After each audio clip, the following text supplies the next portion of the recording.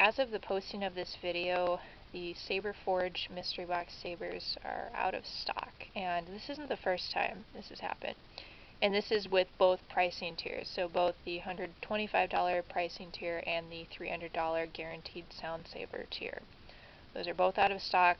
I've never seen the same thing happen on Ultrasabers, even though it's they use the similar concept for the Mystery Box Sabers, where a buyer, they have two options. They can get the lower pricing tier, where they'll likely get a no sound saber, or they can pay a little more for guaranteed sound saber.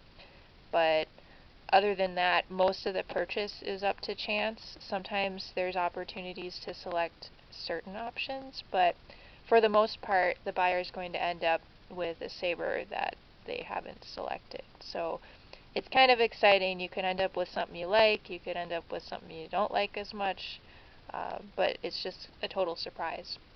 So anyway, both sites do that, but Saberforge and Ultrasabers run these programs in different ways. So Saberforge likes to emphasize how transparent their Mystery Box Saber program is, and so they tell you exactly what your odds are.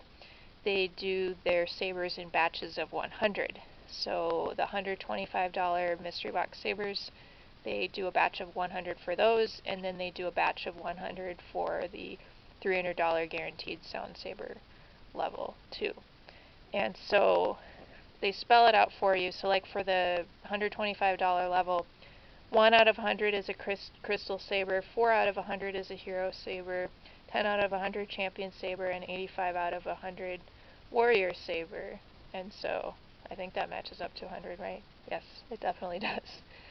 That would be funny if it didn't. Anyway, so you just totally know where you stand there. Whereas on Ultrasabers, they don't tell you anything. So with Ultrasabers, you just kind of have this vague notion that, oh, I could end up with a rare saber, or I could end up with a more common saber, but you really don't know your odds. And you know, you'll see on YouTube people posting their unboxing videos that, you know, assuming that at least a good number of them are being truthful, you do see some people get some nice sabers, and then you see a lot more people get some kind of average sabers.